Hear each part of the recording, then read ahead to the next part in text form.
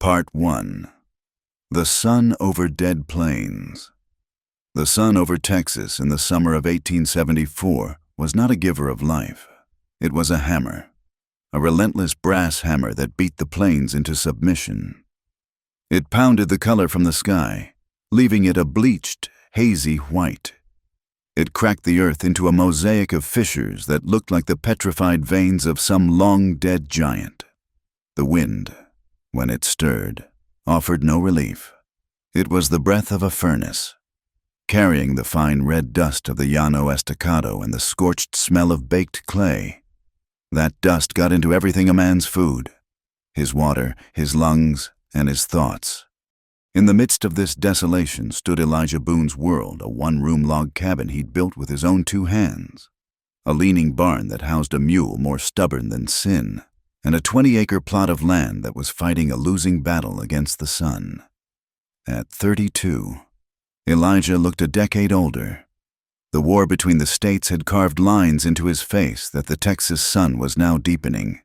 It had silvered the hair at his temples and put a permanent watchfulness in his pale blue eyes, the color of the sky on a distant, kinder morning. He'd come here 3 years ago, with nothing but the clothes on his back, a discharge paper that wasn't worth the ink used to sign it, and a silence that had taken root in his soul. The war had taken his family's farm in Missouri, his 2 brothers, and his younger sister, Sarah, who was swept away by fever in a refugee camp while he was marching through Georgia. He had lost everything that had once tethered him to the world. So he came west, to the edge of civilization, seeking not fortune, but emptiness. He wanted a place so vast and so quiet that the ghosts in his head might finally lose their way. His days were a litany of survival, a rhythm of chores dictated by the sun's ascent and descent. He would rise before dawn, when the air held a ghost of coolness. The first task was always the well. He'd lower the bucket into the dark, listening for the faint, hollow splash that was both a reassurance and a worry. The water level was lower this year than the last. He'd haul it up, hand over hand, the rope coarse against his calloused palms, and pour the precious, silted water into the trough for his mule. Old Jed.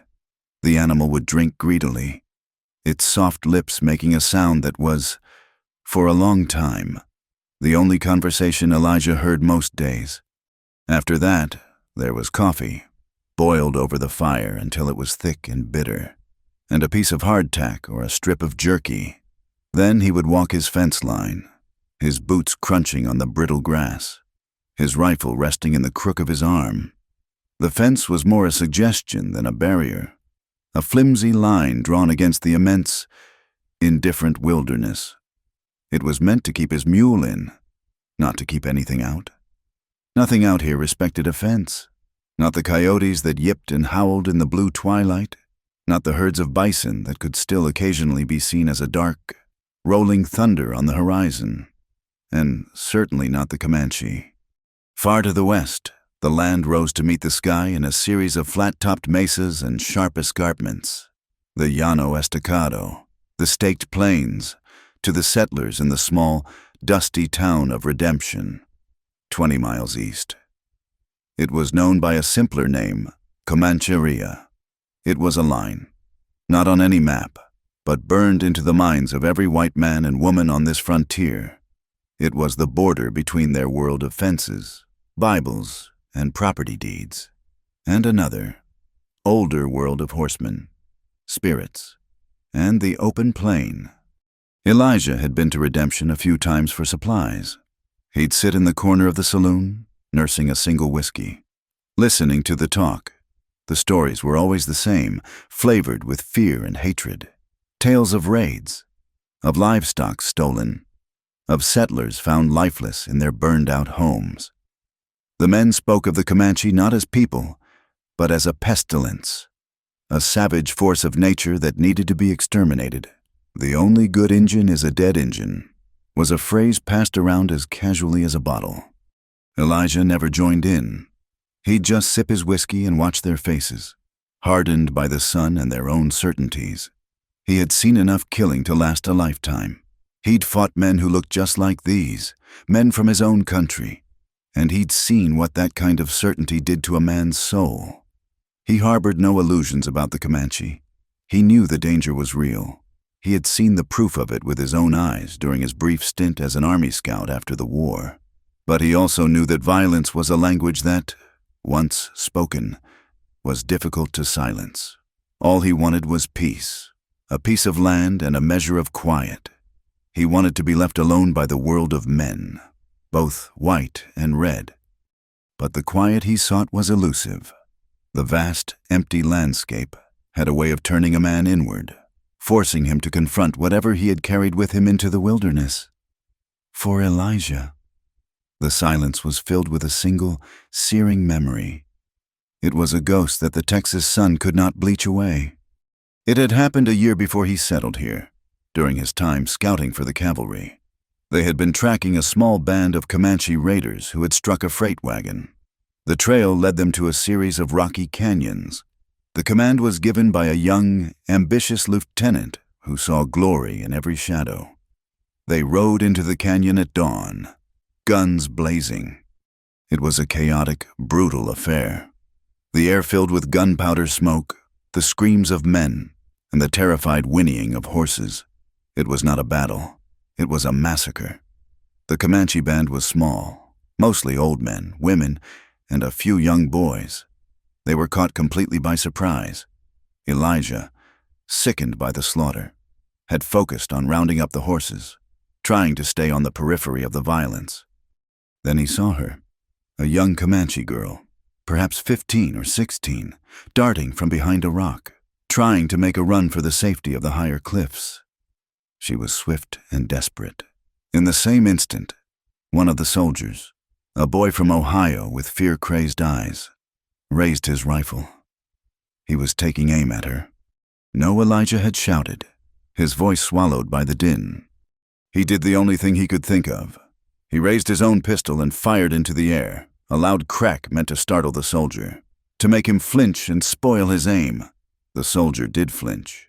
His rifle discharged, the bullet kicking up dust a good 10 feet wide of the girl. But the girl, startled by the sudden report of Elijah's pistol so close behind her, stumbled. She lost her footing on the loose scree of the canyon slope.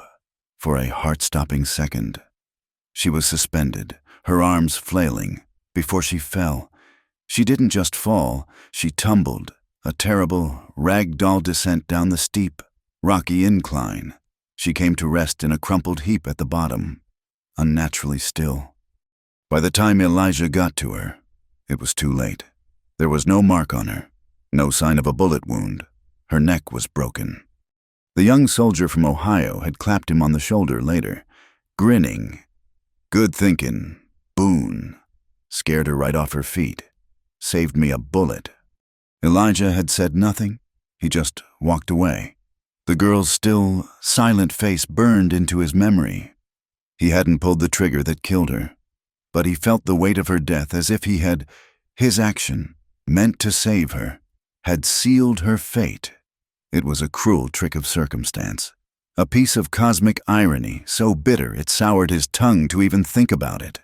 He had tried to intervene, to do the right thing, and in doing so, had become an instrument of the very violence he despised. He left the army the next week and never looked back, but the girl's face came with him. He saw her in the flickering of his nightly fire. He heard her imagined cry in the sighing of the wind. She was the reason he worked himself to exhaustion each day, hoping to fall into a dreamless sleep. She was the reason he felt he deserved this solitary penance, this life burned down to the essentials of sun, earth, and sweat. He owed a debt, one he could never repay. And so his life continued, a slow turn of seasons marked by the changing angle of the sun. He patched his roof, cleared new ground of stubborn mesquite roots, and hunted the occasional jackrabbit for his pot. He spoke more to his mule than to any human. He became a part of the landscape, weathered and silent, his loneliness as vast as the plains around him. On this particular afternoon, the heat was at its zenith. The air shimmered, making the distant mesas dance and warp. Even the lizards were hiding in the shadows of rocks. Elijah was standing by his sad-looking corn patch, the stalks withered and yellow, their leaves rattling like dry bones in the faint breeze. He had just finished hauling 2 buckets of water from the well, a futile offering to the thirsty plants. He poured the water at the base of a stalk, watching it disappear instantly into the parched soil, leaving a dark, fleeting stain. He straightened up, wiping the sweat from his brow with the back of a dusty hand, and let his eyes scan the horizon. It was a habit born of his time in the army, a constant, subconscious assessment of his surroundings. The plain was empty, as it always was. A hawk circled high overhead, a black speck against the glaring white of the sky. Nothing else moved. He was about to turn back to the cabin when he saw it. A flicker of movement in the heat haze to the west, far out, near the edge of his property where the land began to slope gently upwards towards the broken country of the Llano Estacado.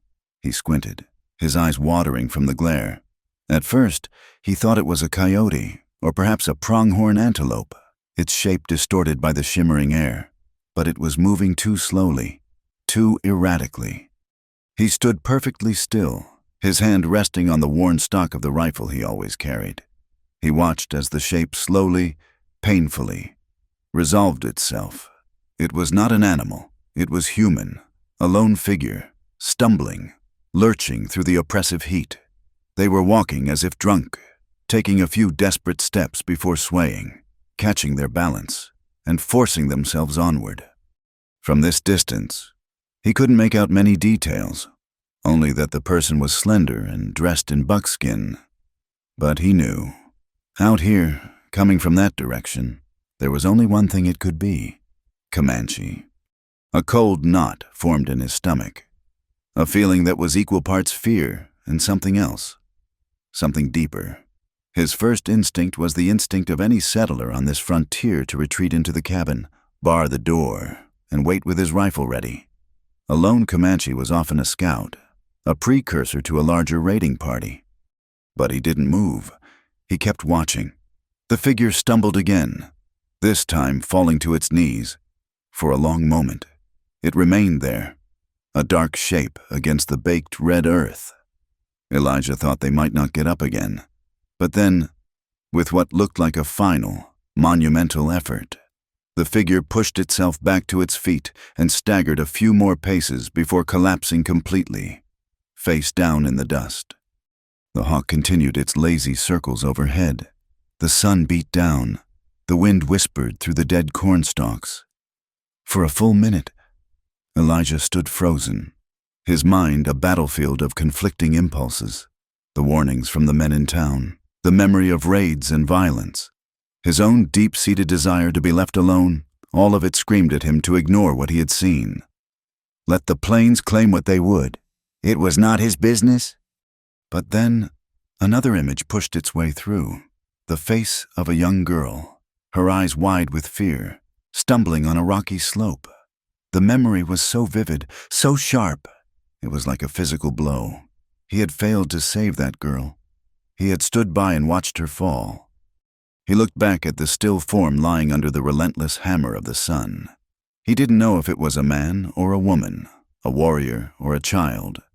He only knew that it was a human being, dying of thirst, alone in the vast, unforgiving emptiness that he called home. The debt he could never repay suddenly felt heavier than ever, with a low curse that was half prayer, half resignation. Elijah Boone dropped his gaze from the horizon. He turned and walked purposefully towards his cabin, not to bar the door, but to fetch his canteen. He didn't know what would happen next, what this act might bring down upon him. He only knew that he could not stand by and watch another person fall. He saw her, a dark shape in the shimmering heat, a young Comanche girl, moments from death, and everything, from that moment on, began to change. Part 2.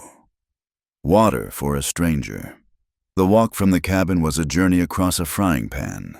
Heat rose in visible waves from the baked earth, and with every step, The dry grass crunched under Elijah's boots like shattered glass.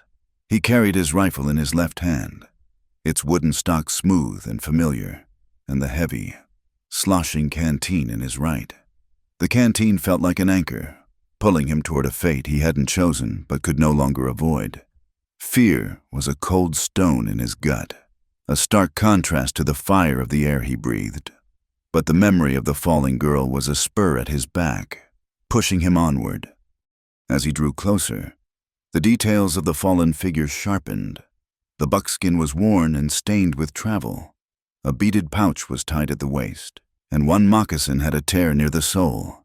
Long black hair, unbound and matted with red dust, was spread across the ground. He slowed his pace, his senses on high alert. He circled, keeping a dozen yards between them, his eyes scanning the empty plains for any sign of ambush. There was nothing, just the wind, the sun, and the unnerving stillness of the body. Finally, convinced he was alone, he approached. He knelt, laying his rifle on the ground beside him, an intentional gesture of non-aggression, though there was no one conscious to see it. He gently placed a hand on the figure's shoulder. It was small, slender, with a careful, hesitant motion. He rolled the person over. His breath caught in his throat. It was a girl. She couldn't have been more than 17 or 18, her face a mask of dust and dried sweat, her features fine and strong even in this state of near death.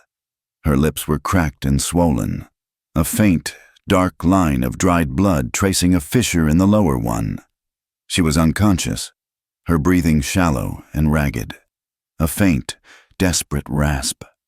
For a terrifying moment, he thought he was too late, that he was looking at another dead Comanche girl for whose fate he was somehow responsible. But then her eyelids fluttered, a barely perceptible movement. He uncorked the canteen. The small, scraping sound of the metal cap against the tin was unexpectedly loud in the immense silence. It was that sound that seemed to tether her to the world. Her eyes, dark as obsidian, flickered open. They were not dull or vacant. They were sharp, intelligent, and in the first instant of consciousness, they blazed with a fierce, wild defiance. They fixed on his face, on his white skin and pale eyes, and fear immediately gave way to a surge of pure, unadulterated hatred. Her hand, lying limp at her side, clenched into a fist. She tried to push herself up, a snarl forming on her cracked lips, but a wave of dizziness overcame her, and she fell back, her head hitting the hard-packed earth with a soft thud. The effort cost her what little strength she had left. Her defiance crumbled, replaced by a raw, desperate vulnerability. Elijah didn't move. He held the canteen out, his expression carefully neutral. "Easy now," he said, his voice a low rumble. "Rough from disuse. Just water." She stared at the canteen as if it were a coiled rattlesnake. In her world, a white man with a rifle didn't offer water. He offered death. Her eyes darted from the canteen to his face and then to the rifle lying a few feet away.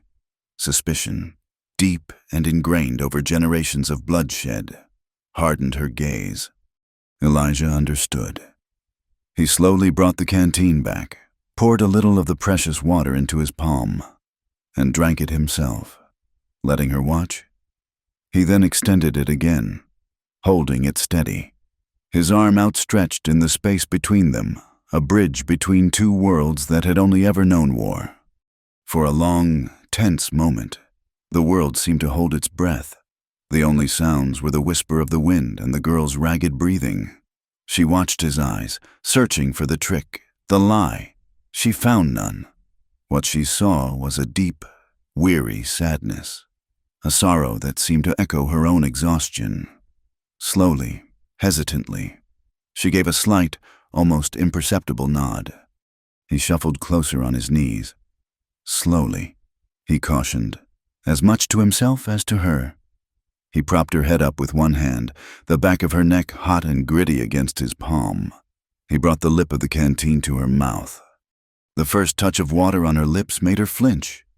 She drank greedily at first, a primal, desperate thirst overriding all else. She choked, coughed, and he pulled the canteen back, letting her catch her breath. Slowly, he repeated softly. The second time, she drank with more control, her throat working convulsively.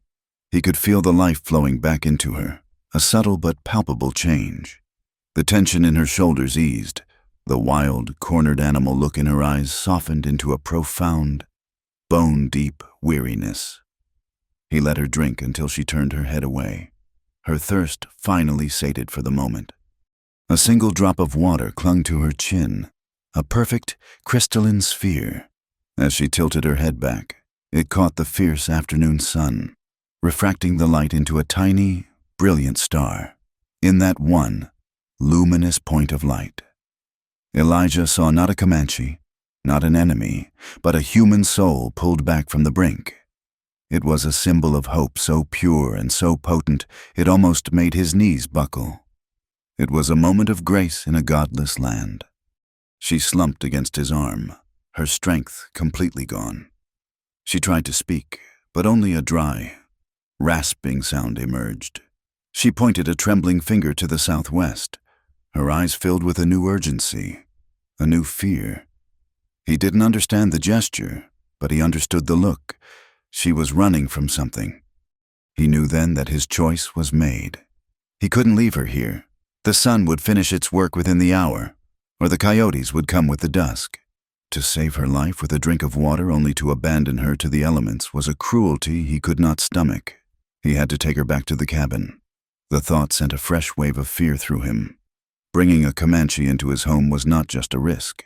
It was a provocation. It was a betrayal of his race in the eyes of the men in redemption, and a potential death sentence if her people came looking for her. "All right," he said, more to himself than to her. "Let's get you up." He helped her to her feet. She was unsteady, her legs like newborn foals. She leaned on him heavily, her pride warring with her body's absolute weakness. They took a few steps together, a slow, awkward shuffle toward the cabin, which seemed a mile away across the shimmering plain. After 20 yards, her legs gave out, and she would have collapsed again if he hadn't caught her. Without a word, he set down his rifle in the canteen, bent, and lifted her into his arms. She was shockingly light, a bird-boned frame that spoke of hardship and lean times. She stiffened at the contact, a surge of rigid pride running through her. But she was too weak to protest. He picked up his things and began the long, slow walk home. With every step, the weight in his arms felt less like a person and more like the physical embodiment of his decision. This was it. The quiet, empty life he had sought was over. He had intervened. He had reached across the invisible line of hatred and fear, and now he would have to face the consequences. He looked down at her face. Her eyes were closed, her black lashes a stark crescent against her dust-streaked skin. In the defenselessness of her exhaustion, she looked impossibly young, a child of the wilderness he had tried so hard to tame. He saw his sister, Sarah, her face pale with fever.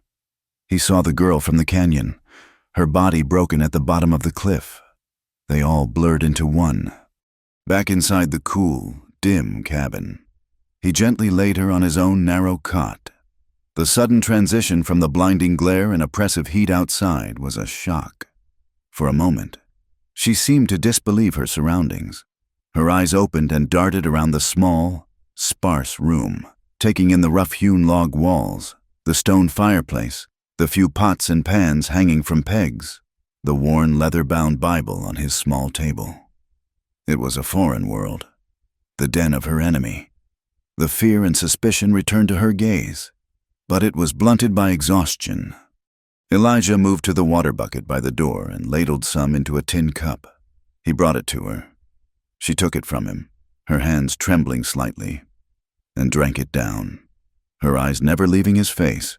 When she was done, she held the cup out for more. He refilled it twice. He took a piece of dried venison from his stores and offered it to her, but she shook her head. her gaze fixed on the doorway as if expecting a legion of demons to burst through it. The survival instinct was strong in her. She would not eat, she would not sleep, she would not lower her guard in the presence of this white man. But the body has its own will. He watched as her eyelids began to droop. Her head nodded forward, and she would jerk it back up, her dark eyes flashing with a renewed, but failing, determination. The battle was short. The long ordeal in the sun, the dehydration, the sudden safety of shade and water. It was a combination her depleted body could not fight. Her eyes closed one last time and stayed closed. Her breathing, which had been shallow and quick, deepened into the slow, rhythmic cadence of sleep. For a long time, Elijah simply stood there, watching her. The silence of the cabin pressed in on him. He could hear the faint buzzing of a fly near the single window and the soft sigh of her breath. She had a name, a family, a people. He knew her name was likely unpronounceable to him, so in his mind, he gave her one Eli. It was simple, clean, like a stone worn smooth by a river. He looked at her sleeping form, at the rise and fall of her chest, and a feeling he hadn't experienced since before the war washed over him, a profound sense of responsibility. It was terrifying. He had come here to be responsible for nothing and no one, to whittle his life down to a single, solitary point. And now, with one act of conscience, one canteen of water, he had tethered himself not just to this girl, but to whatever had been chasing her, and to whatever would come looking for her. He pulled up the only other chair in the cabin, a rough-hewn stool, and sat near the door. His rifle laid across his knees. He watched the rectangle of brilliant, sun-blasted landscape framed by the doorway. The sun began its slow descent, painting the western sky in brutal shades of orange and red, the color of rust and old blood. The shadows of the cabin and the leaning barn stretched long and thin across the land, like searching fingers. He sat there as the light faded, as the sky turned from orange to a deep, bruised purple, and the first stars pricked the darkness.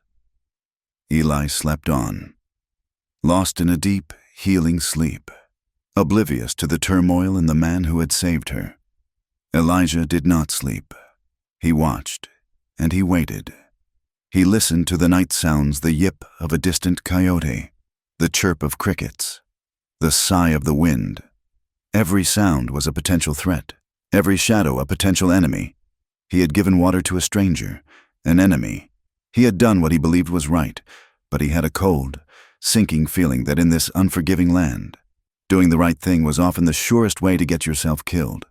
He didn't know if she would still be there in the morning, or if he would. He just knew the silence was over. Part 3. Night of Two Worlds. Night fell upon the plains not as a gentle blanket, but as a sudden, profound emptiness. The vast, sun-blasted landscape dissolved into an ocean of darkness, leaving Elijah's cabin a tiny island of flickering light in an infinite void. The wind, which had been a hot, abrasive breath during the day, now turned cooler, carrying with it a mournful, sighing sound as it swept through the sparse grass and around the corners of the log walls. Inside, the world had shrunk to the warm, dancing circle of light cast by the fire in the stone hearth. Elijah sat on his stool, the rifle still across his lap, watching the girl sleep. Hours passed. He kept the fire fed with dry mesquite wood, which burned hot and fast, crackling and spitting embers up the chimney. The flames painted the room in shifting shades of orange and black, making the shadows writhe and retreat.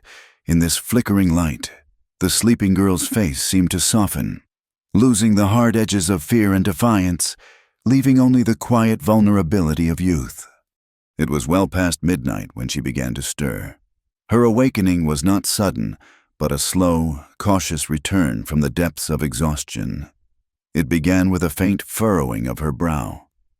Her eyelids trembled, then slowly opened. For a moment, her dark eyes were unfocused, clouded with sleep. Then They cleared, and awareness flooded back in a single, sharp intake of breath. She remembered the sun, the thirst, the white man. Her body went rigid on the cot. Her eyes darted around the cabin, reacquainting herself with the cage she was in, before finally landing on Elijah. He hadn't moved from his post by the door. He saw the flicker of panic in her eyes and held up a hand, palm open, the universal sign of peace. "It's all right," he said, his voice low and calm. "You're safe here." She didn't understand the words, but she understood the tone. It was not the voice of a captor. She pushed herself into a sitting position, her movements stiff and sore. She pulled the thin wool blanket he had laid over her tightly around her shoulders, a small, defensive barrier. The silence between them stretched, thick and heavy, broken only by the crackle of the fire. Hunger, now that her thirst was gone, was a hollow ache in her stomach. Elijah seemed to sense it. He rose slowly, setting his rifle carefully against the wall. Another calculated gesture to put her at ease. He moved to the hearth, where a small pot of beans had been sitting in the warm embers. The smell of them, smoky and rich, filled the small cabin. He ladled a portion onto a tin plate, added a hunk of the cornbread he'd baked 2 days prior, and approached her. He didn't hand it to her directly, which might have seemed too forward, too intimate. Instead, he set the plate on the small wooden crate that served as his table, then pushed the crate closer to her cot. He retreated to the hearth, filled a plate for himself, and returned to his stool by the door. He was giving her space, letting her make the choice. For a long minute, she just stared at the food. It was his food, from his fire, in his world. To eat it felt like a concession, an acceptance of a truth she was not sure she could trust. But the hunger was a powerful, insistent thing. Her gaze flickered from the plate to his face. He wasn't watching her, but was looking into the fire, eating his own meal slowly, deliberately. Finally, she reached for the plate. She ignored the spoon he had laid beside it and broke off a piece of the cornbread. Using it to scoop up the warm beans, they ate in a shared, profound silence. It was a strange communion, these two solitary beings from warring worlds, sharing a humble meal by firelight. The cultural chasm between them was palpable. He ate with the methodical movements of a soldier. She ate with a delicate, efficient grace, her eyes occasionally flicking up to assess him, to watch his hands, to gauge his intent. Watching her, Elijah felt a strange and painful stirring in his chest. There was something in the way she held her head, a quiet pride mixed with a deep-seated watchfulness. That reminded him of his sister, Sarah. Sarah had been like that in the last year of her life, after their brothers had gone to war and their farm had begun to fail. She had faced every day's hardship with a similar quiet dignity, a strength that seemed too big for her small frame. Eli's hair was black as a raven's wing, not brown like Sarah's, and her skin was the color of the earth he now tilled. But the spirit he sensed within her struck a deeply resonant chord. The guilt he carried for the girl in the canyon mingled with the older, sharper grief for his lost sister. He had failed to protect them both. The thought settled in him. Heavy as stone, he would not fail this one. But that resolve was a dangerous thing. He was keenly aware of the invisible walls of prejudice that surrounded his small farm. If anyone from Redemption, a passing hunter, a circuit preacher, anyone were to find him harboring a Comanche girl, they wouldn't ask for explanations. They would see a traitor, a squaw man, someone who had sided with the enemy. The best he could hope for was being run off his land. The worst, he'd seen what frontier justice looked like. It was swift, brutal, and often involved a rope and the nearest sturdy tree. By bringing her in, he hadn't just stepped over a line, he had set fire to it. When they had both finished eating, she set the empty plate back on the crate. The food seemed to have fortified not just her body, but her spirit. There was a new clarity in her eyes, a sharpness that was no longer just suspicion, but curiosity. Elijah decided to try He pointed to his own chest. "Elijah," he said, enunciating the name clearly. "Elijah Boone." She watched his lips, then looked into his eyes. She understood. A moment of hesitation, a flicker of an internal debate, and then she pointed a slender finger to her own chest. "Elise," she said. Her voice was soft, a little rough, but clear. It was the first time he had heard her speak a word. "Elise," he repeated, testing the sound of it. "It was beautiful, lyrical. Eli," he said, shortening it. It felt right. A small, almost imperceptible smile touched the corner of her lips. It was a fleeting expression, there and gone in an instant, but it changed her whole face, offering a glimpse of the girl beneath the hardened survivor. He felt emboldened. He needed to know what had happened to her, what she was running from. He made a gesture, mimicking walking, his fingers tracing a long path through the air. Then he pointed to her, and then to the west, the direction from which she had come. He followed it with a gesture of falling, collapsing, his hand dropping to the floor. "Why were you out there?" The change in her was immediate and dramatic. The faint warmth that had entered the space between them vanished, replaced by an icy fear. The memory was clearly a powerful and terrible one. Her body tensed, her gaze darting toward the dark, open doorway as if the thing she feared was about to materialize out of the night. She began to speak in her own tongue, the words a torrent of soft, urgent sounds he couldn't understand. He saw the desperation in her face and held up his hand again, gently. "Easy," he said. "It's all right." She stopped, struggling for a way to make him understand. Her brow furrowed in concentration. She looked at him, her dark eyes searching his. And then she spoke again, this time in a language he knew. The words were halting, broken, learned perhaps from a traitor or a captive, but their meaning was brutally clear. "Men," she said, the word a harsh stone in her soft voice, "chased me." Elijah's blood ran cold. He had assumed she had simply gotten lost, separated from her people, but she had been hunted. "What men?" he asked, leaning forward slightly. "Raiders, hunters." She shook her head, not understanding the specific words but sensing the question. She searched for the right word, her expression a mixture of frustration and fear. He could see the memory playing behind her eyes, the glint of sun on metal, the color of a uniform, the sound of cavalry bugles. Then she found the word. She looked him straight in the eye, her own gaze filled with a terror so profound it felt like he was drowning in it. "Soldiers." The word landed in the quiet cabin with the force of a gunshot. Soldiers. Jugend cavalry. His former brothers in arms. It wasn't a band of rough settlers or vengeful ranchers who had been chasing her. It was the United States Army. The full weight of his situation crashed down on him. This wasn't a simple matter of mercy anymore. He was now harboring a fugitive from federal authority. He was obstructing a military action. He was committing treason.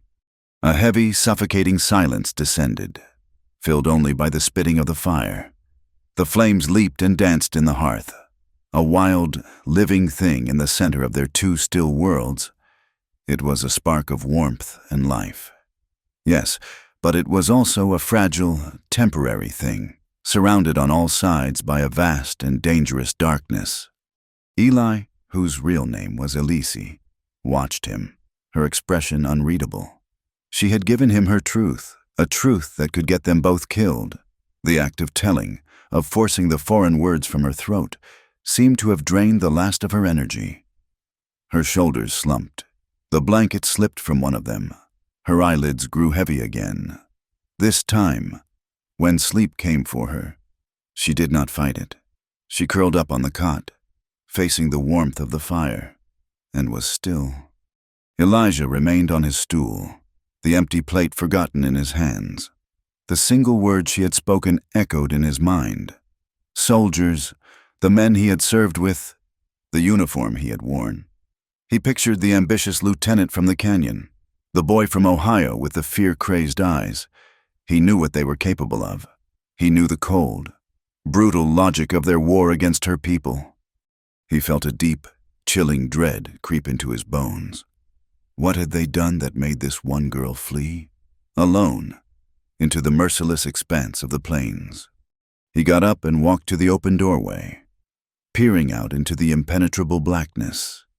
The night was alive with sounds he had trained himself to ignore the rustle of some small creature in the grass, the distant cry of a night bird, the ceaseless whisper of the wind as it rolled down from the high plains of the Llano Estacado. It was that wind, he told himself. That was making him jumpy. It carried strange echoes, making sounds that weren't there. He stood there for a long time, listening. At one point, he thought he heard something else, a sound carried on the edge of the wind, rhythmic and faint, a low, drumming vibration that seemed to come more through the soles of his boots than his ears. Hoofbeats, many of them, far away, but coming closer. He shook his head, dismissing it. It was his fear talking. It was the night playing tricks on a guilty conscience. It was just the wind. He turned back into the firelit cabin, closing the heavy wooden door and dropping the bar into place, shutting out the vast, dark world. He was wrong. Part 4. Morning Thunder. Elijah did not truly sleep.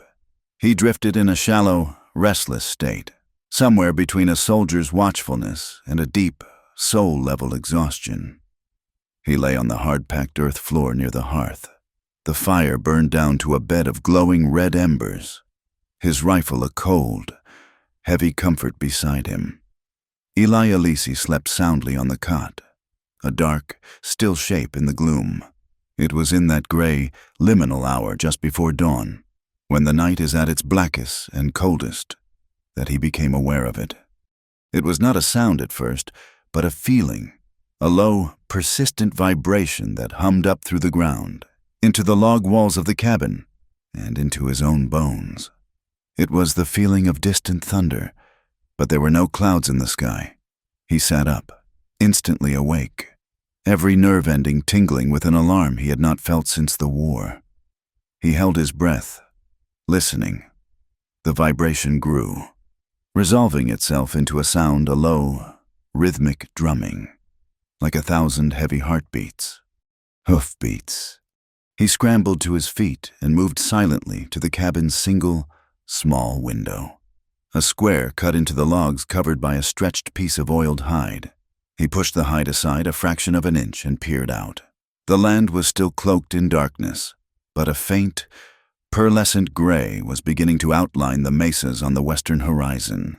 In that pre-dawn light, the plains were no longer empty. They were moving. A forest of dark, shifting shapes, a living tide flowing over the land from the west. At first, they were just shadows, indistinguishable from the gloom. But as his eyes adjusted, he could make out the unmistakable silhouettes of horses and their riders. Dozens of them. No, scores. Perhaps hundreds. They were not riding fast, but with a slow, deliberate, and terrifying purpose, fanning out as they approached, forming a vast, encircling crescent. A cold dread, sharp and absolute, seized him. This was it. Her people. They had tracked her here. He had imagined a small party, perhaps a father and a few brothers coming to reclaim their own.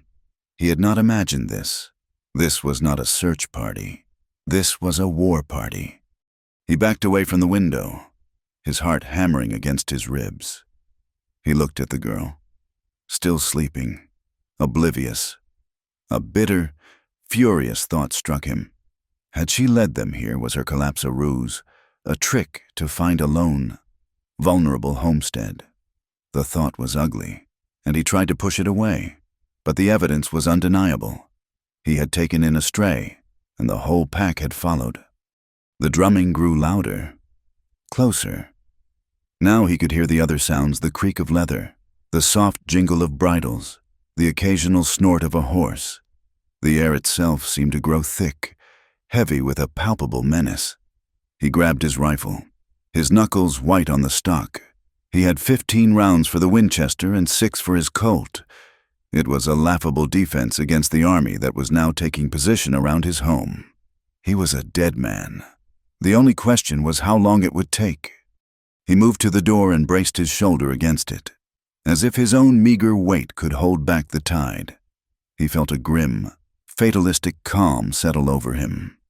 He had made his choice. He had given a dying girl water. If this was the price, then so be it. At least he would die having done one thing he didn't have to be ashamed of. The rising sun cast its first blood-red rays across the plains, and the scene outside was thrown into stark relief. They were everywhere, a complete, unbroken circle of mounted warriors, their faces grim, their eyes fixed on his small cabin. Some held lances, their tips glinting in the new light. Others held rifles, resting them across the pommels of their saddles. The dust kicked up by their ponies hung in the air, a choking red haze that made the morning air taste of grit and iron.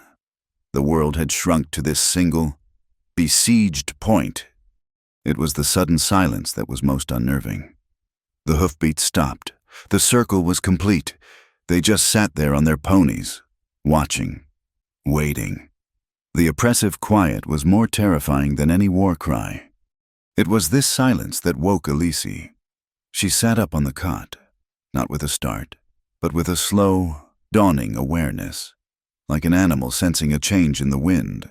She looked at Elijah, standing stiffly by the door, his rifle in hand. She followed his gaze to the window, and a look of profound understanding crossed her face, but there was no fear in it, not a trace. She rose from the cot and walked toward him. He instinctively tensed, half expecting her to try and unbar the door. Instead, she placed a hand gently on his arm. The touch was light, but firm. "Do not fight," she said, her English words quiet but clear. "Stay." Before he could process her words, she turned, lifted the heavy wooden bar from the door, and pushed it open. She stepped out into the brilliant, hostile light of the new day. Elijah's mind reeled. It was suicide. What was she doing? He moved to the doorway, his rifle half raised, expecting the immediate, brutal conclusion. But no arrow flew. No shot was fired. The circle of warriors remained still, their attention focused entirely on the girl who now stood before them. A warrior near the front of the line dismounted, leading a magnificent painted pony, its mane and tail decorated with eagle feathers. He brought the horse to Elise and held the reins for her. Another warrior approached, this one carrying a bundle. He unrolled it to reveal a dress of the finest, softest white doeskin, adorned with intricate beadwork and dyed porcupine quills arranged in symbols Elijah did not recognize, but which spoke of immense status and authority. With a calm, unhurried dignity that seemed utterly out of place in the heart of such tension, Elise slipped the ceremonial dress on over her worn buckskins. She was transformed. She was no longer the half-starved, desperate refugee he had carried from the plains. She was someone else entirely. She swung herself onto the pony's back with a fluid grace, her back straight, her chin held high. She looked regal, powerful, a figure of innate command. And in that moment, Elijah understood. He had not saved a common girl. Lost from her family, he had saved royalty. The shock of it was a physical blow, followed by the cold, sickening certainty of betrayal. This was it. She had played him for a fool. Her weakness had been a lie, her story a fabrication to gain shelter until her warriors arrived. He felt a surge of rage and humiliation. He had risked everything for her, and she had used his compassion as a weapon against him. A warrior near the front, a broad-shouldered man with a livid scar running down one cheek, raised his lance, its sharp iron tip pointing directly at Elijah's heart. The final moment had come. He braced himself, his finger tightening on the trigger of his rifle, determined to take at least one of them with him. But just as the warrior tensed his arm to throw, Elise's voice rang out, sharp and clear. She spoke a single word in her own language, a word of pure command. The warrior froze, his lance held in midair. He looked at her, his expression a mixture of confusion and deference. Then, Elise turned her head and looked at Elijah. Their eyes met across the 20 yards of sun-drenched, blood-soaked earth that separated them. He had expected to see triumph in her gaze, or cold indifference, the look of a victor at her enemy's demise. But he saw neither. What he saw stopped the breath in his lungs. Her look was complex, a flash of command, a flicker of reassurance, and a deep, shared understanding of the precipice on which they stood. It was not the look of a betrayer. It was the look of a protector. She turned back to her people and began to speak. Her voice was not loud, but it carried an authority that resonated across the silent plains. The words flowed from her, a lyrical, compelling narrative. Elijah couldn't understand a single word, but he could read the story in the faces of the warriors who listened. He saw their expressions shift from hard-edged hostility to surprise, and then to something else entirely, a grudging respect. As she spoke, she gestured toward the parched earth where he had found her, then to the well near his cabin, and finally, to Elijah himself. When she finished, a deep silence fell once more. The warrior with the lance slowly, deliberately, lowered his weapon. Others followed suit. The immense, suffocating pressure that had been crushing Elijah began to recede.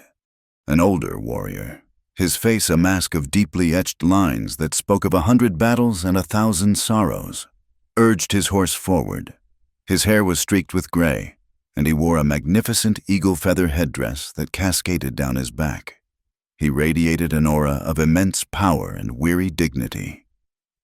He rode not to the girl, but directly toward Elijah, stopping his horse just a few feet away. This had to be the chief, her father. Elijah stood his ground, his rifle held loosely at his side. The chief's eyes, dark and penetrating, studied him, seeming to see right through to the core of his soul, weighing the man who stood before him. The chief dismounted with a surprising agility, his moccasins making no sound on the dusty ground. He walked until he was standing directly in front of Elijah, close enough that Elijah could smell the scent of wood smoke and leather that clung to him. Elijah prepared himself for the end. A knife thrust, a blow from a tomahawk. He had survived the bloodiest war in the nation's history, only to die here, on a forgotten patch of dirt, because of a single act of kindness. But the blow never came. Instead, the great chief, the leader of this formidable nation, did something that defied all of Elijah's understanding of the world. He raised a hand, not in aggression, but to his own chest, a sign of sincerity. And then he lowered his head in a short, formal bow. It was not a gesture of submission, but one of profound, solemn respect, an acknowledgement of a debt. Elise urged her pony forward and stopped beside her father. "He thanks you," she translated, her voice soft. "They were not hunting me. They were searching. The soldiers, the blue coats, they attacked our winter camp.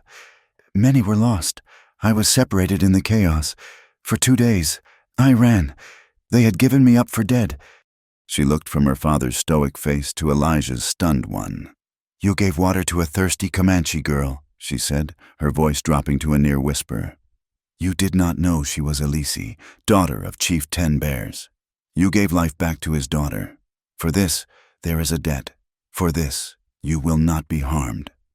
10 Bears straightened, his eyes once again locking with Elijah's. He spoke a few short, guttural words. "He says," Elise translated, "that the water you gave was a small thing. But in the desert, there is nothing bigger than a small thing. Today, you are not an enemy." With that, the chief turned, swung himself back onto his horse, and raised his hand. Without another word, the vast circle of warriors began to move. They wheeled their ponies around and, as one, began to ride back to the west, their departure as silent and purposeful as their arrival. In minutes, they were a cloud of dust on the horizon, And then they were gone. Elijah was left standing in the morning sun, his rifle hanging limply from his hand. The plains were empty again, the silence absolute. It was as if the entire event had been a dream, a heat-induced hallucination. But the hoofprints scarring the earth all around his cabin were real. The memory of a chief's bow was real. He looked at Elise, who had dismounted and now stood beside her painted pony, watching him. The sun caught the intricate beadwork on her dress, making it shine with 100 points of light. He had been to the brink of death and back, and his world, which had been so small and simple, had just been cracked wide open. The debt, it seemed, was not his alone. Part 5. The Debt of Water. The dust settled. The sun climbed higher in the sky, resuming its merciless assault on the plains. The world, which had for a terrifying hour been filled with the thunder of hooves and the glint of lances, was now preternaturally quiet. The only evidence of the morning's cataclysm was the churned-up earth around Elijah's cabin, a chaotic tapestry of hoofprints that looked as if a buffalo herd had stampeded through his yard. Elijah stood, feeling foolish and hollowed out, the rifle in his hand now feeling absurdly heavy. Elise was there, her painted pony standing patiently beside her, its reins held loosely in her hand. The magnificent doe-skin dress seemed to glow in the harsh light, making her look like a spirit, a being from another world who had momentarily visited his. He expected her to mount the pony and follow her people into the shimmering distance, to disappear back into the life she belonged to, leaving him alone with the impossible memory of what had just happened. But she didn't leave. She walked the pony to the small, leaning barn and tethered it next to his mule, old Jed, who eyed the newcomer with a mixture of curiosity and deep suspicion. Then she turned and walked back toward the cabin, her steps measured and deliberate. She stopped before him. "My father has gone," she said, her English still careful and considered, "but the debt is not paid." Elijah frowned, confused. "The debt your father bowed to me. In my book, that settles any account." She shook her head, a gesture of profound seriousness. "You do not understand. A chief's bow is for the tribe. It tells them you are not to be harmed. But the debt of water, that is personal. It is a debt of life." She paused, her dark eyes searching his face. "There are still soldiers. There are white men who would see me and see only an enemy. There are others, among my own people, who might not have listened to my father's command. Honor requires that the life you saved is protected, and that the man who saved it is also protected." He stared at her, slowly comprehending the incredible thing she was saying. "You're staying here?" "For a time," she confirmed, "until the wind has blown the tracks away, until the honor of the debt is satisfied." He couldn't have been more stunned if she'd told him the sun would now be rising in the west. He, a solitary man who had sought absolute isolation, was now to have a Comanche princess as a house guest, a guardian. The irony was so thick he felt he could choke on it. And so began the strangest, most surreal days of Elijah Boone's life. The first day was a dance of awkwardness and observation. She was no longer a patient, but a presence, an intelligent, watchful presence that filled the small cabin, changing its very nature. The space was no longer just his, it was theirs. He went about his chores, hyper-aware of her every move. She watched him, her eyes missing nothing, from the way he split firewood to the way he spoke to his mule. Their central meeting point, the axis around which their new, strange world turned, was the well. It was the source of the water that had started everything, and it became the heart of their daily routine. Every morning and every evening, they would haul water together. He would work the crank, his muscles straining, and she would guide the bucket, preventing it from spilling. Her movements economical and precise. They rarely spoke during these times, but a silent language developed between them, a shared rhythm. a partnership in the most essential act of survival in this dry land. The simple act of drawing water became a ritual, a reaffirmation of the bond that had been forged between them. On the second day, a quiet domesticity began to settle in. Elijah was sitting outside the cabin at dusk, trying to mend a tear in his work shirt with a clumsy needle and coarse thread. His fingers, calloused and thick from farm work and holding a rifle, were ill-suited for the delicate task. After watching him struggle for several minutes, jabbing himself twice, Elise rose from where she had been sitting and came to him. She held out her hand. Without a word, he surrendered the shirt and needle. She sat on the cabin step, laid the fabric across her lap, and began to sew. Her stitches were small, neat, and impossibly straight. A perfect, seamless repair. He watched, fascinated, as her hands moved with a practiced, confident skill that was a form of artistry. She was creating order where he had only made a mess. When she was finished, she bit the thread clean with her teeth and handed the shirt back to him. The repair was barely visible. "Thank you," he said, the words feeling inadequate. She simply nodded, her gaze returning to the horizon, ever watchful. The next day, she followed him out to the withered corn patch, while he cleared away the dead stalks. She took his hoe and began to break up the hard, sun-baked soil around his small patch of struggling squash plants. Her movements strong and tireless. They worked side by side under the hot sun, a man and a woman tending a small, stubborn garden at the edge of the world. In the evenings, after their meal of beans and jerky, the lessons would begin. Her thirst for his language was as powerful as her thirst for water had been. She would point to an object, the fire, a cup, the moon visible through the doorway, and he would give her the word. "Fire," he'd say, and she would repeat it, her tongue carefully forming the foreign sound. "Fire." "Cup?" "Cuppa!" He found an old piece of charcoal from the hearth, and on the smooth, packed earth just outside the cabin door, he began to teach her to read. He started with the most important word. He drew the letters carefully in the red dust. W-A-T-E-R. She knelt beside him, studying the strange symbols. "Water," she said, touching the letters with her fingertip. A look of profound understanding, of wonder, dawned on her face. The substance that had saved her life now had a shape, a written form. It was a piece of magic, a secret from his world that he was now sharing with hers. He looked at her, at the firelight catching the sharp line of her cheekbone and the deep, intelligent curiosity in her eyes, and he felt a powerful, dangerous warmth spread through his chest. This was not pity. He had felt pity for her when he found her, a fragile, broken thing in the dust. This was not the protective guilt he felt for the memory of the girl in the canyon. This was something else entirely. It was a growing admiration for her resilience, for her quiet strength, for the fierce intelligence that burned within her. He found himself looking for her small, fleeting smiles. He found himself listening for the sound of her voice, whether she was speaking her own lyrical tongue to her pony or wrestling with the hard consonants of his solitude, which had once been his shield, now felt like a cage he had built around himself.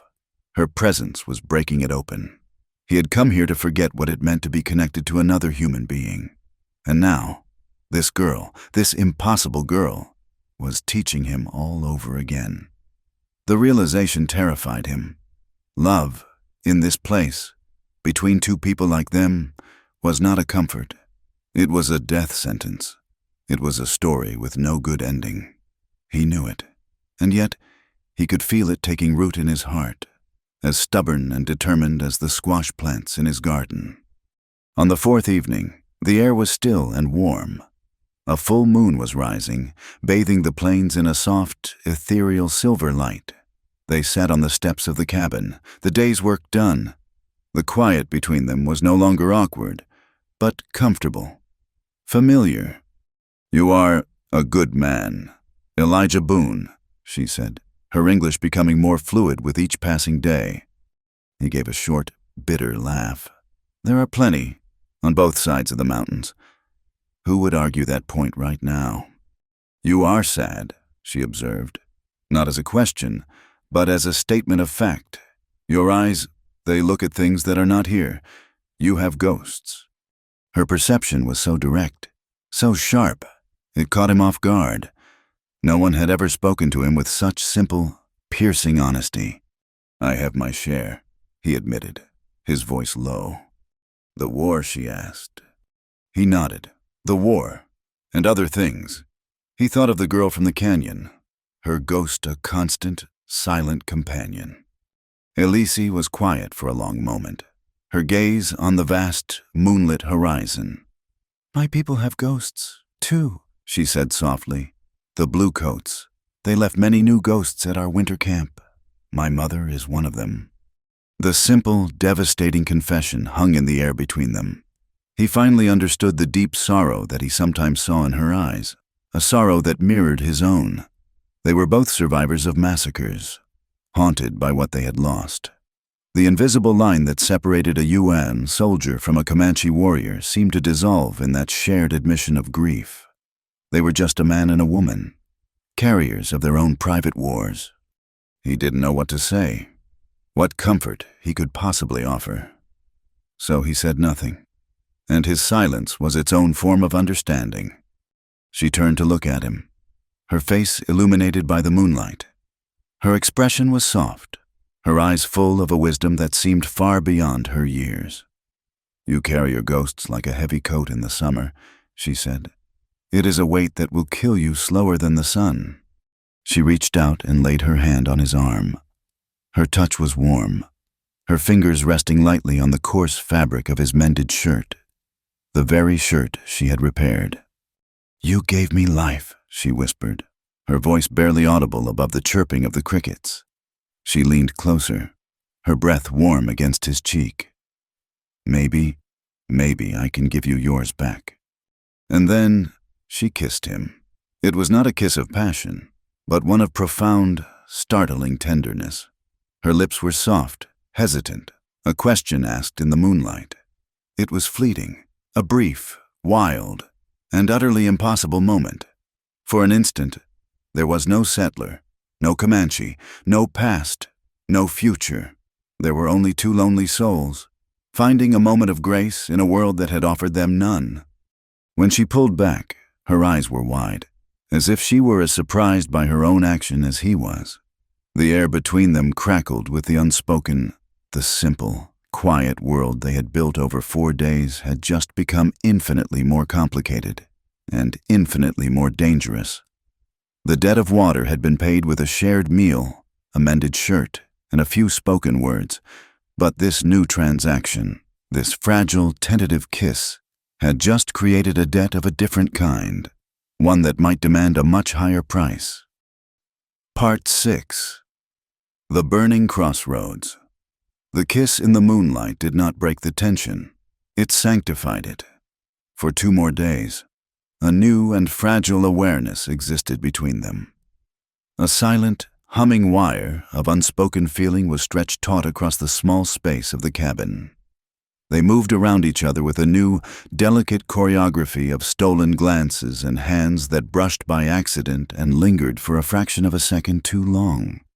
The world had shrunk to the 20 acres of Elijah's farm, a tiny, self-contained universe where the impossible seemed, for a few precious hours, possible.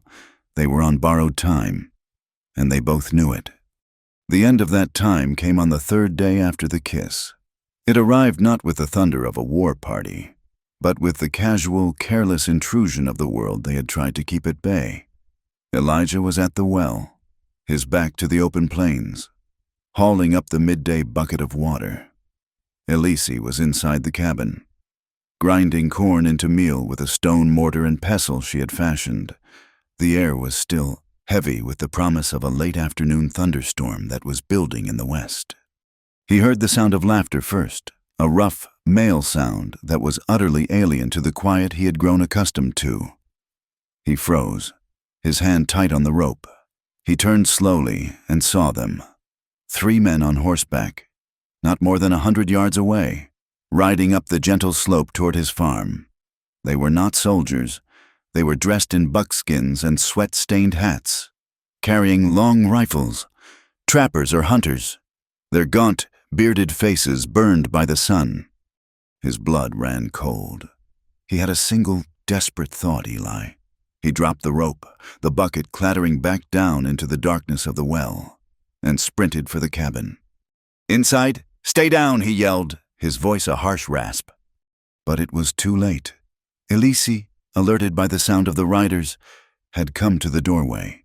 She stood there for a single, fatal second, her dark hair and doeskin dress framed against the gloom of the cabin's interior. One of the men saw her. He let out a whoop of surprise and pointed. "Well, looky here, Silas," the man shouted to the one in the lead. "Looks like old Boone ain't so lonesome after all. Found himself some company."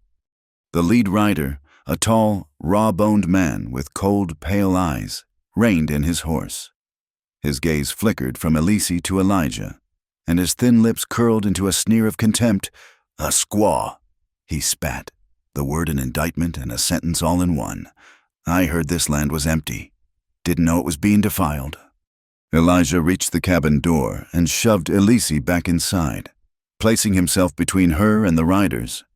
"This is my property," he said, his voice level, though his heart was pounding a frantic rhythm against his ribs.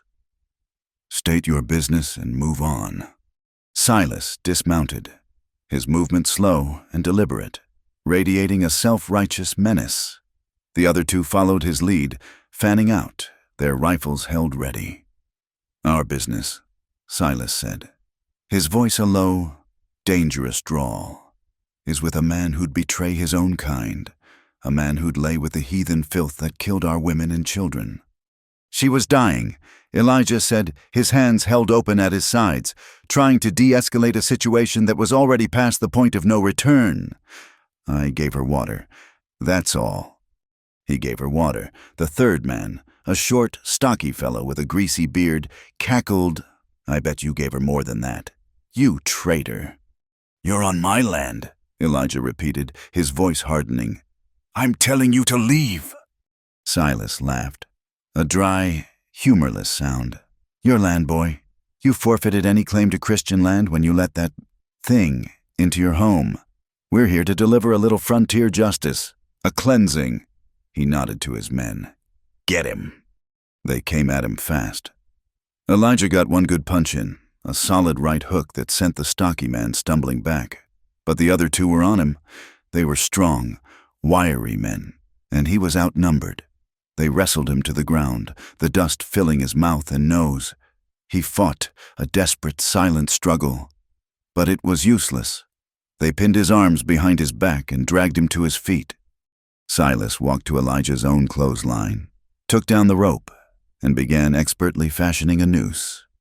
The casual, practiced way he did it was the most chilling thing Elijah had ever seen. No Elise's voice, a cry of pure anguish, came from the cabin.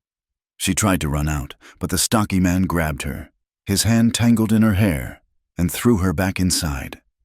"You just wait your turn. Girlie," he snarled. "We'll deal with you after we've taught your white man some manners." They dragged Elijah to the lone, scraggly cottonwood tree that grew near the barn, the only tree on his property tall enough for their purpose. They threw the rope over a thick, sturdy branch. Elijah's mind went strangely calm. He looked at his cabin, at the fields he had worked, at the vast, indifferent sky. He thought of his sister, Sarah, and the girl in the canyon. So this was his penance. This was how the debt was finally paid. They slipped the noose over his head, the coarse rope biting into the skin of his neck. Silas looked him in the eye, his face a mask of righteous hatred. Any last words? "Traitor." Before Elijah could answer, a sound split the air. Not a gunshot, but the sharp, whip-like crack of an arrow being loosed, followed by the solid thump of it embedding itself in the cottonwood tree, not an inch from Silas's head. Everyone froze. Silas jerked his head back as if stung, his eyes wide with shock. They all turned to look at the cabin. Elise stood in the doorway. In her hands, She held a Comanche bow he had never seen before, which she must have hidden away. Another arrow was already knocked on the string, the bow drawn, its flint tip aimed squarely at Silas's chest. Her face was transformed. Gone was the gentle, curious girl. In her place was a warrior princess, her eyes blazing with a cold, lethal fury. "Let him go," she said, and her voice was not the soft voice he knew. It was the voice of command she had used on her warriors, a voice that promised death. For a moment, no one moved. It was a standoff.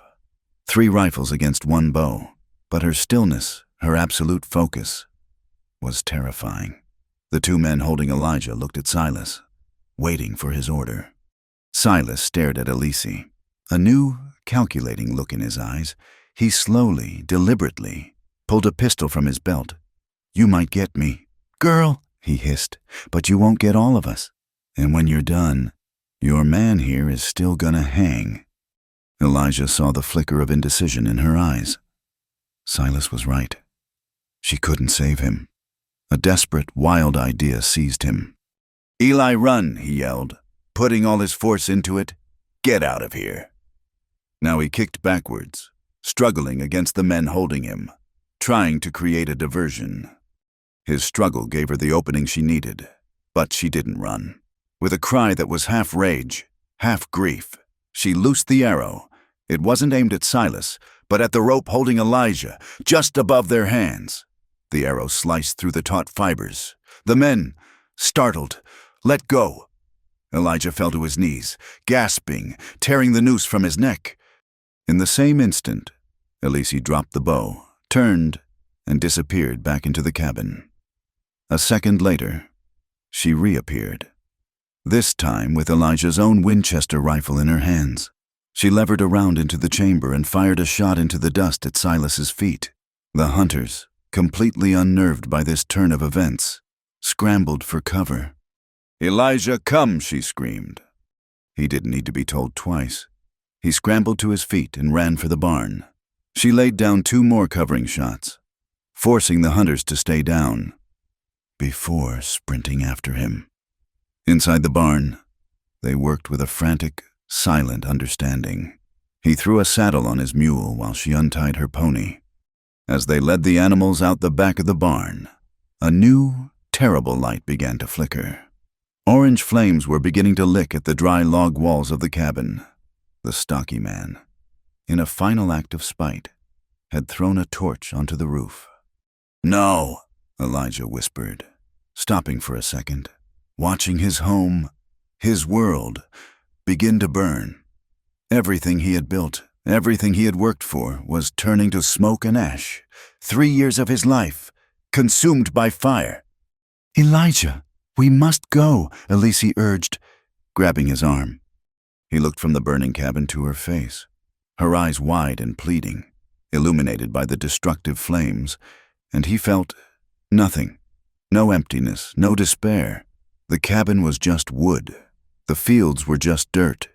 He had lost it all before, but this time was different. This time, he was not losing everything. He was choosing. He was choosing her.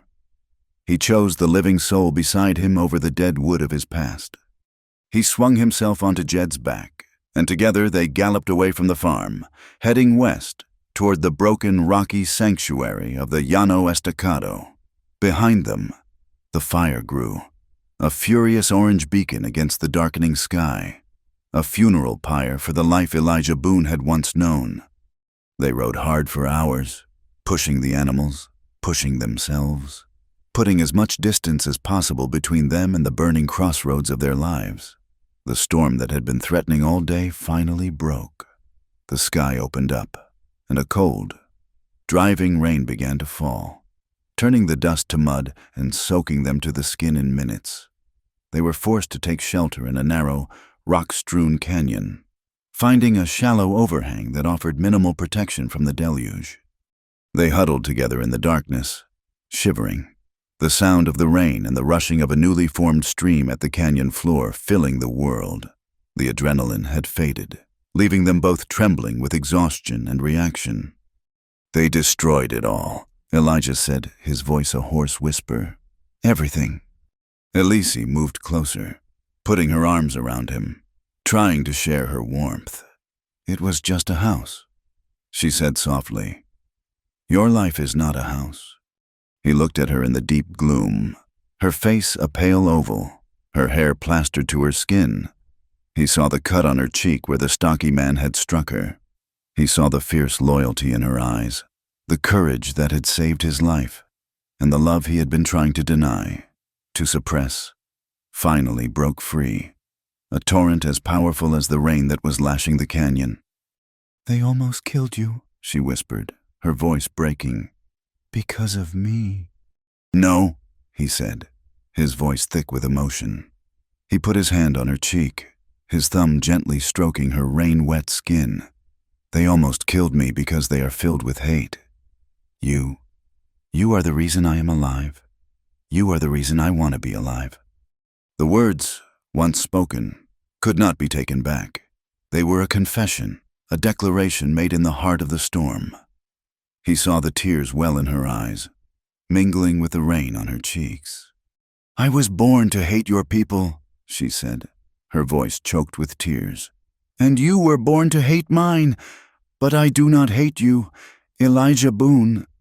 And I, he said, leaning in, his forehead resting against hers. I think I love you, Elise. In the cold, wet darkness of the canyon, surrounded by a world that wanted them both dead, they found the only true shelter that was left to them each other. His kiss was no longer hesitant, but desperate, hungry, a confirmation of the words he had just spoken. She returned it with a fierce, aching tenderness. They shed their wet, heavy clothes, their cold skin meeting in the darkness, and the simple, profound warmth of human contact was a revelation. It was a silent, desperate act of love and defiance. It was not about passion in that moment, but about survival. It was two people clinging to each other in a storm, finding a flicker of life in a world of death, asserting their shared humanity against the forces that sought to tear them apart. In her arms, Elijah finally let go of the ghosts he had carried for so long. He was no longer a soldier, no longer a penitent, no longer a lonely man. He was just a man, holding the woman he loved. The storm passed as quickly as it had come, as the first pale gray light of dawn filtered into the canyon. It found them asleep in each other's arms, wrapped in a single dry blanket they had salvaged from his mule's pack. Elijah woke first. He watched her sleep, her face peaceful in the soft light.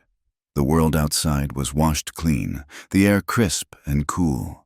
The burning farm felt a lifetime away. She stirred, her eyes opening to meet his. A slow, gentle smile spread across her face. He took her hand, his fingers lacing through hers. They didn't speak. They didn't need to. They simply lay there, hand in hand, as the sun rose, casting a warm, golden light on their faces. They were in the heart of the wilderness, fugitives with nothing to their names but the clothes on their backs and the animals that had carried them there. They had no home, no allies, and no future they could see. But for the first time in his life, Elijah Boone felt truly free. Here, in the wild, there were no fences, no property lines, and no racial boundaries. There was only the earth, the sky, and the woman holding his hand. Part 7.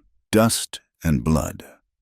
The freedom they found at dawn was a wild, precarious thing. It was the freedom of the hawk, which circles on the wind but is always a single, unlucky shot away from oblivion. For weeks, they lived that freedom. They became creatures of the Llano Estacado, the vast, unforgiving plains that had once been the border of Elijah's world and was now its entirety. He had his soldier's knowledge of survival, and she had a lifetime of it. She taught him which roots were safe to eat, how to read the subtle language of the landscape, and how to move without leaving a trace. He taught her more words, read to her from the worn Bible he'd salvaged, the only thing he'd grabbed from the barn besides his rifle, not for the scripture, but for the poetry of the language, which she drank in like the parched earth drinks the rain. They moved constantly, never staying in one place for more than 2 nights, their small camp a temporary anchor in a sea of grass and rock. They were fugitives from 2 worlds, ghosts caught between the hammers of 2 warring peoples, in the quiet of the night, huddled by a small, smokeless fire. She would tell him stories of her people, of the spirits that lived in the wind and the rocks. He, in turn, would tell her of Missouri, of green hills and wide rivers, of a life so different from this one it felt like a dream he'd once had. In these moments, their love deepened, forged in the crucible of shared danger and absolute reliance on one another. He learned the map of her face, the way her eyes would soften when she smiled, the quiet strength in her hands. He had never known a happiness so sharp, so pure, and so profoundly fragile. To be truly free, he was learning, was not to have nothing to lose. It was to have everything to lose, and to cherish every second you were allowed to keep it. For Elise, the peace was more complicated. She loved Elijah with a totality that frightened her. He was her world now, but at night she would look to the west, toward the heart of Comanche, and a deep, aching sorrow would grip her.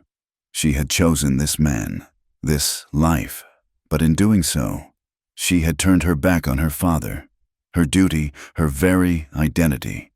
She was a chief's daughter, and she had abandoned her people in their darkest hour, running with a white man, the very symbol of their destruction.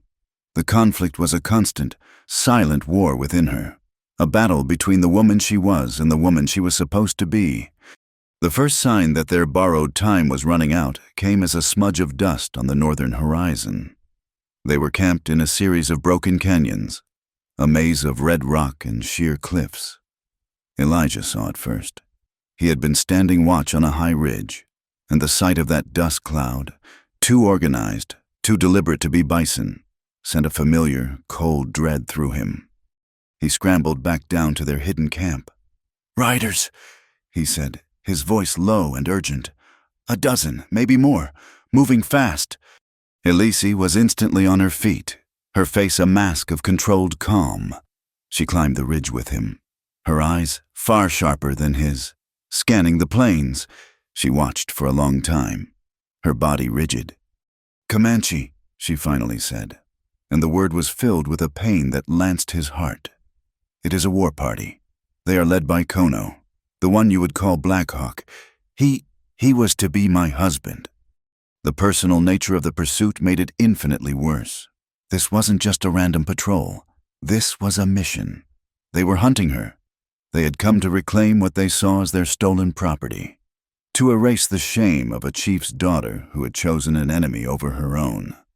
"We have to move," Elijah said, his mind already racing, calculating routes, assessing their chances. "South, into the Badlands. We can lose them in the rocks." They packed their meager belonging in minutes, but as they led the animals toward a narrow pass that offered the quickest escape route, a new horror appeared. From the south, emerging from the very Badlands that were to be their salvation, another group of riders appeared. Elijah recognized them instantly. The tall, slouching figure of Silas in the lead, his face a grim caricature of vengeance. He had gone back to redemption and gathered a posse. They were trapped, a pincer movement born of 2 separate, burning hatreds. To the north, the tribe she had abandoned. To the south, the race he had betrayed. In the middle was their small, impossible island of love. "Back," Elise whispered, her voice tight with desperation. "Into the canyon." They retreated into the rocky maze, a deep, narrow gorge with a tiny stream, no more than a trickle, running along its floor. The rock walls rose 100 feet on either side, offering cover but no escape. It was a dead end. This was where they would make their stand. They took up a position behind a jumble of fallen boulders that commanded a view of the canyon entrance. From here, they could hold off an army for a little while. Elijah checked his rifle, his movements economical, the muscle memory of 100 battles returning to him. He had faced impossible odds before, but never with so much to lose. "Eli," he said, his voice quiet. "No matter what happens, She put a finger to his lips, her eyes filled with a fierce, unwavering love. "I know," she said, "and you." The first to arrive were Silas and his men. They rode to the mouth of the canyon, their faces filled with triumphant hatred. "Nowhere left to run," Trader Silas bellowed, his voice echoing off the canyon walls. "We're gonna finish what we started." A shot rang out from one of the men, chipping stone from the rock near Elijah's head. He returned fire, his shot careful and aimed not to kill, but to warn. He sent the hat flying from one of the riders' heads. They scattered, taking cover, realizing this would not be an easy execution. Then, the Comanche arrived. Blackhawk's party appeared at the canyon mouth, pulling up short when they saw the white men already there. For a moment, the two groups just stared at each other, their shared prey forgotten in the face of their more ancient enmity. Blackhawk, a powerful warrior with a face like a hawk's, raised his lance and let out a piercing war cry. The canyon erupted into chaos. It became a three-way battle. Silas's men, seeing the Comanche, began firing wildly at them. The Comanche, masters of mounted warfare, charged and retreated, loosing arrows with deadly accuracy. Elijah and Elise were caught in the crossfire, the air filled with the whine of ricocheting bullets, the hiss of arrows, and the screams of men. Elijah fought with a cold, desperate efficiency. He was not just fighting for his life anymore. He was fighting for hers. He was a wall, a fortress, and he would not let them pass. He took careful aim, firing only when he had a clear shot, forcing both sides to keep their heads down. Beside him, Elise used her bow, her arrows silent, deadly messengers. She moved with a liquid grace, a warrior born. Her face a mask of intense concentration, but he could see the agony in her eyes every time she was forced to aim her bow in the direction of the Comanche warriors, men she had known her entire life. The battle raged for what felt like an eternity. The sun beat down into the canyon, the heat reflecting off the rock walls, turning the gorge into a furnace. The smell of gunpowder and blood hung thick in the air. One of Silas's men lay still, an arrow in his chest. A Comanche warrior had fallen from his horse, his body twisted on the rocks. There was a lull in the fighting. Both sides had pulled back, reconsidering their approach. In the sudden quiet, Elijah realized his rifle was almost empty. He had only 2 rounds left. He reached into his saddlebag for more ammunition, his movements hurried, his hands fumbling with the small, brass cartridges. For a critical second, he was exposed, his head and shoulders clear of their rock barricade. He saw the puff of smoke from a rifle high up on the southern canyon rim. At the same time, he heard the crack of the shot. It was Silas. He had climbed to a higher vantage point. Elijah knew, with a soldier's grim certainty, that the bullet was meant for his heart. There was no time to move, no time to duck. Then the world shifted. A body slammed into his, a force of pure, desperate love, shoving him violently backwards. He stumbled, falling hard behind the rock, the cartridges spilling from his hand. He heard a sound, a soft, sickening gasp, and he looked up. Elise stood where he had been standing, her back to him. There was a moment of absolute stillness. She looked down at her own chest, a silent question on her face. A dark, crimson flower was blooming on the front of her white doe-skin dress. She swayed, her bow clattering to the rocky ground. She turned to him, her eyes wide with a mixture of shock, pain, and a deep, infinite love. She crumpled, and he caught her before she hit the ground. A wave of pure, white-hot rage, a force more powerful than anything he had ever known, washed over Elijah. He laid her gently behind the rock, grabbed his rifle, and stood up, in full view of everyone.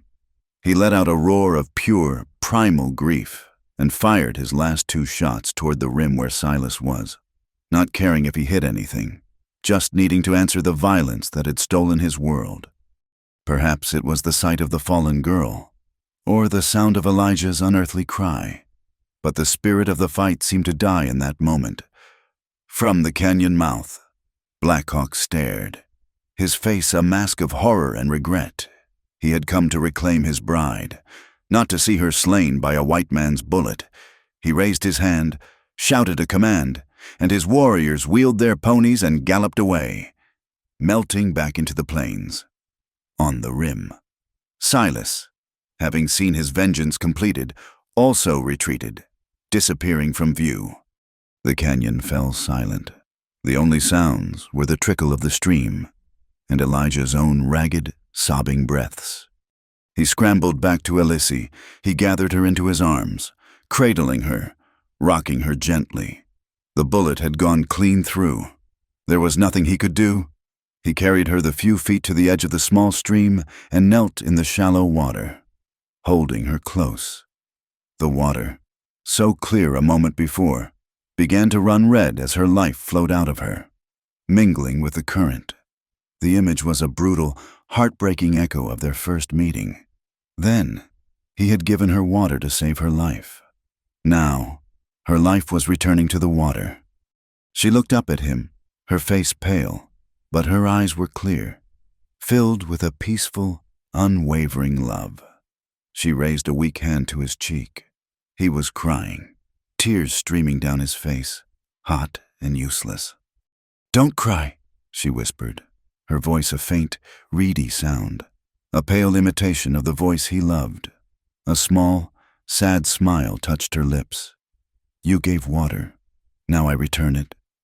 Her hand fell from his face. Her eyes, which had held a universe of strength and love, went vacant. The spirit that had burned so brightly, that had saved him in more ways than one, was gone. Elijah held her body in the red-tinged water, his head bowed, a great silent scream trapped in his chest. The sun beat down. The rocks stood as silent witnesses, and the stream continued to flow, carrying the blood of the woman he loved away into the vast, indifferent wilderness. He had found freedom, only to be left with the most profound emptiness of all. Part 8. The well remembers. The seasons turn on the high plains with a slow, relentless patience. They wash the blood from the rocks and turn the memory of fire into the charcoal of new growth.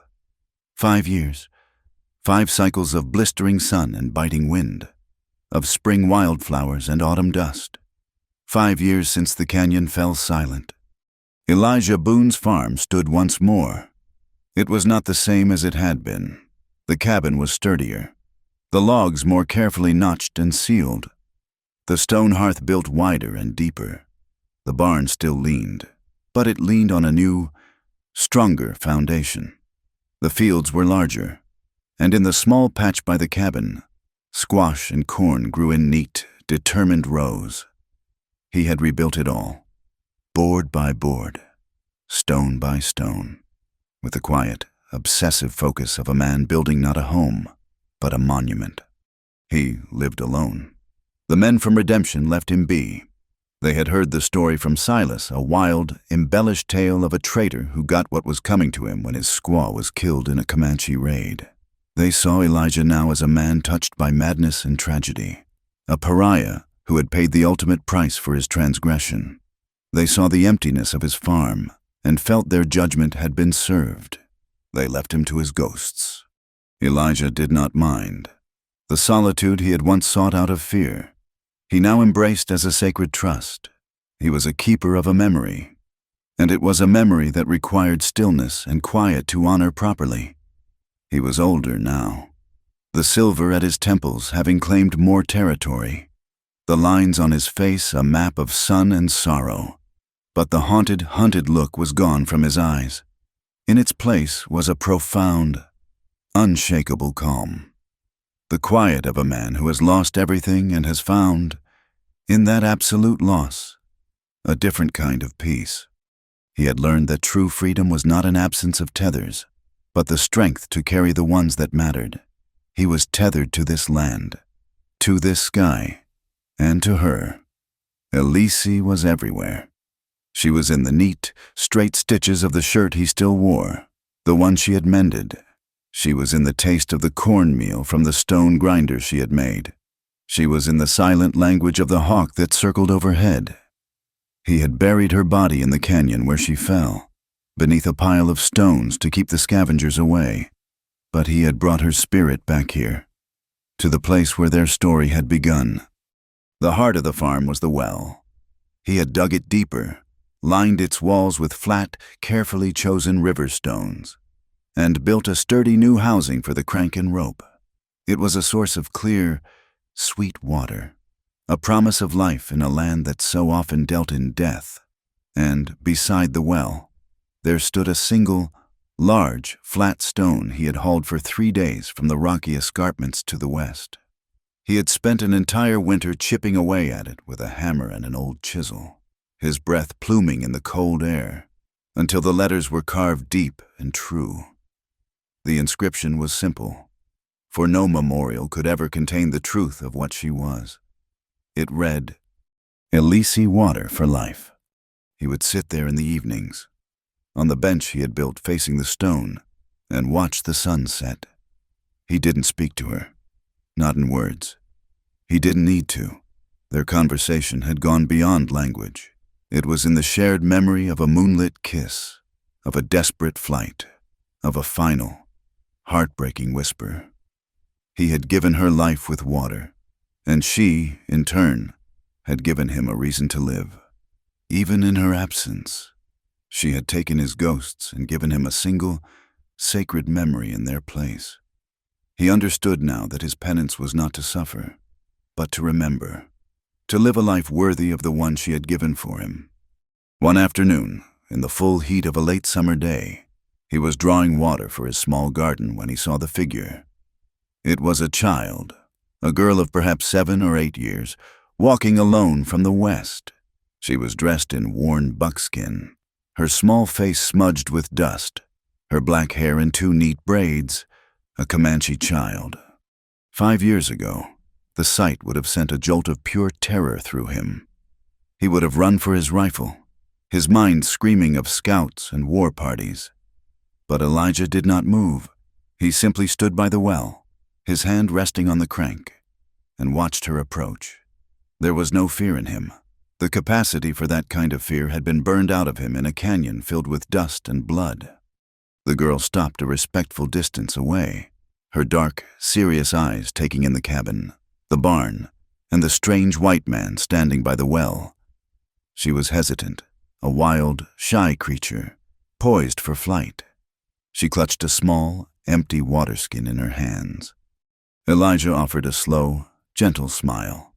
He did not speak, knowing his voice might frighten her. Instead, he simply worked the crank, the familiar squeak and rattle the only sound in the quiet air. He brought up a full, dripping bucket of cool, clear water. He poured some into a tin dipper and held it out to her.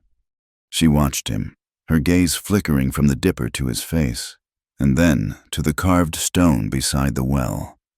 She was too young to read the letters, but her eyes lingered on it as if sensing its importance. For a long moment, she remained still, a silent battle of need versus ingrained fear playing out on her small face. Then, need won. She took a tentative step forward, and then another, until she was standing before him. She reached out a small, dusty hand and took the dipper. She drank, her throat working, her eyes never leaving his. It was the same look of desperate thirst, of profound suspicion giving way to primal need, that he had seen on another face, so long ago. But this time, it did not tear his heart. Instead, it filled him with a sense of rightness, of a circle being completed. When she finished, she held the dipper out to him. He took it, refilled it, and helped her fill her small water skin. She murmured a word in her own tongue, a word he knew meant thank you, then turned to go. As she walked away, a small, solitary figure against the vast backdrop of the plains, Elijah lifted his gaze to the low hills on the western horizon. He had known they were there. He had sensed them long before the child had appeared. A handful of riders on their ponies, sitting motionless, watching, They were not a war party. They were guardians, watching over one of their own. He could see the faint glint of the sun on a lance tip. It was not a threat. It was simply a presence. He looked at the distant riders, and they looked at him. No anger passed between them, no hatred. There was only a quiet, shared understanding across the miles of sun-baked earth. They knew who he was. He was the man who gave water. Elijah Boone turned back to his well, a faint, genuine smile on his face. The debt was paid, but the giving would continue. The well remembers. He thought, in this land, the water always remembers.